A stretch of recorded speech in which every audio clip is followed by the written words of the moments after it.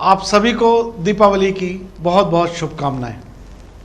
ज्योतिषाचार्य doctor Jyotivardhan Sahni की ओर से ढेर सारी शुभकामनाओं के साथ आज मैं चाहूँगा कि माँ लक्ष्मी दीपावली पर आपके घर में खूब ज़ोर शोर से आएँ, खूब धन की वृद्धि हो, संपन्नता हो, सुख साधन बढ़ें और आप स्वस्थ रहें, यही मेरी कामना है।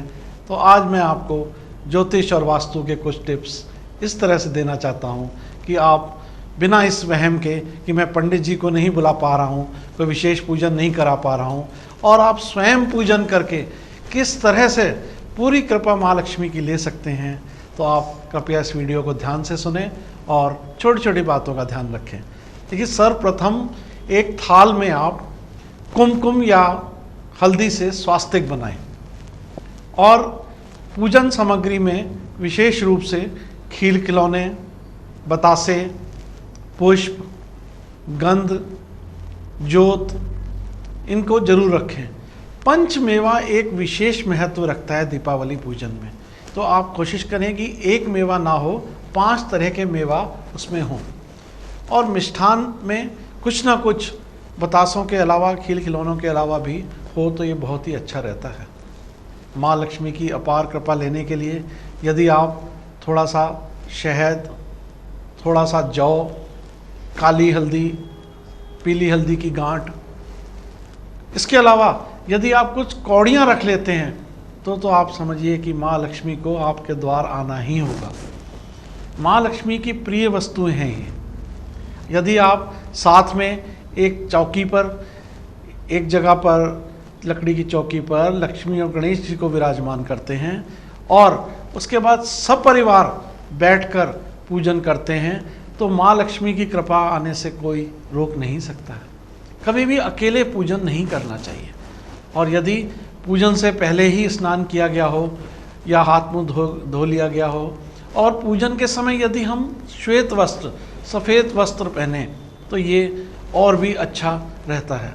एक बात और ध्यान रखनी है कि परिवार में जब सब सदस्य हों तो हम ये वहम बिल्कुल ना करें कि हम किसी को बुला पाए हैं या नहीं बुला पाए हैं। हमें ये देखना है कि मुहूर्त क्या है। लक्ष्मी को बुलाने के लिए हमेशा स्थिर लग्न में करनी चाहिए ताकि लक्ष्मी आए और हमारे पास विराजमान हों।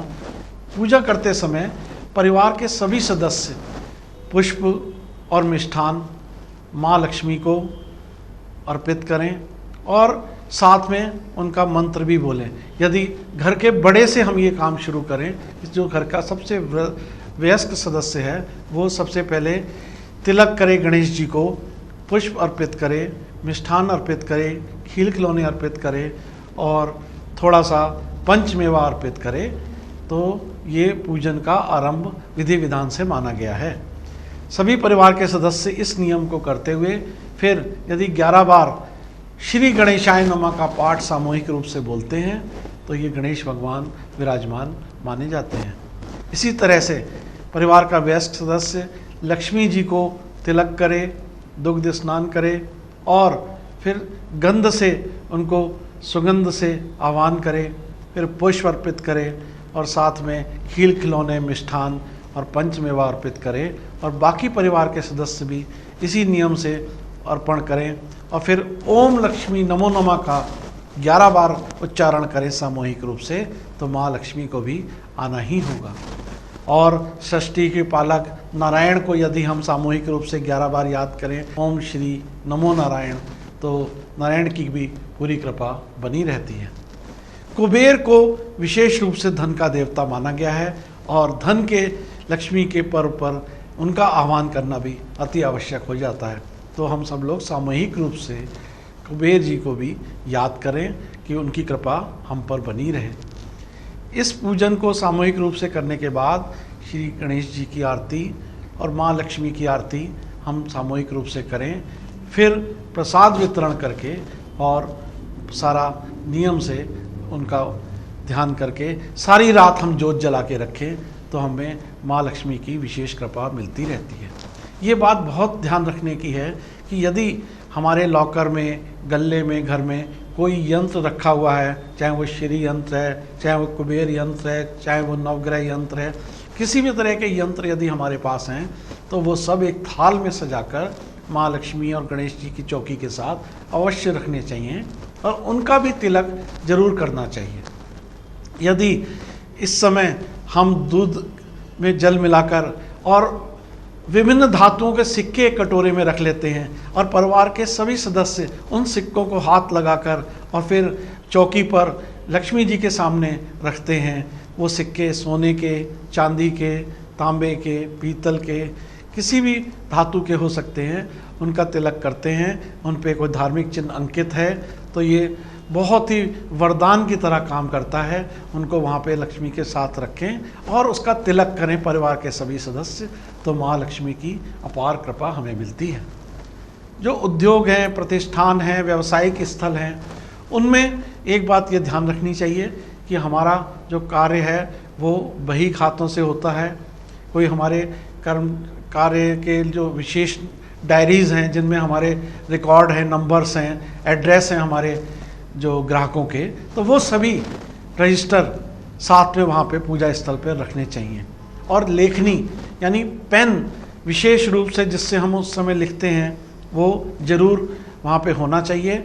और कुबेर जी को याद करके श्री कुबेराय नमः और श्री लक्ष्मी जी को याद करके, श्री गणेश जी को याद करके अवश्य उनका तिलक करना चाहिए, लेखनी का भी, रजिस्टर का भी और बही खाते का भी। और तब जाकर व्यावसायिक स्थल का विशेष रूप से पूजन संपन्न माना जाएगा। देखिए ये दीप उत्सव है, क्योंकि अमावस्या की रात होती है, काली रात होती है और सूर्य जो है अपने नीच की राशि में होता है, तो इसीलिए हम विशेष रूप से इसको दीप उत्सव की तरह मनाते हैं। सारी रोशनी पूरी दुनिया में करते हैं, घर घर में करते हैं कि ताकि उजाला रहे और किसी भी तरह की कोई दुर्घटना, कोई इस तरह का काम ना हो। नहीं अगर ये मनाते तो हो सकता है सूर्य की नीच राशि में था, अमावस्या का दिन था, तो कोई दुराचार, कोई लूट मार, कोई दुर्घटनाएं होती। तो कितना हमारा हिंदू शास्त्र उत्तम शास्त्र है कि उसको एक दीप उत्सव के रूप में मनाने से कार्तिक की अमावस्या को, बल्कि एक दिवाली को मनाने से हम पूर्णिमा से भी ज़्यादा उजाला कर पाते हैं। और वही उजाला धन के रूप में हम माँ लक्ष्मी का आह्वान करके अपने घर में सुख समृद्धि के रूप में करते हैं। तो माँ लक्ष्मी की अपार कृपा लेने के लिए और विशेष ध्यान रखिए कि हम उन दीप का जो उत्सव मनाएंगे वो कैसे मनाएंगे। देखिए एक दिन पहले नरक चतुर्दशी होती है और उससे एक दिन पहले हमारा धनतेरस होता है। तो कुल मिला के ये 5 दिन का उत्सव माना जाता है। तो इसकी शुरुआत हर हालत में हमें धनतेरस से कर देनी चाहिए। धनतेरस पर ज़रूर 2 दिए आपने अपने प्रतिष्ठान पे, द्वार पर, घर में लगाने ही लगाने हैं।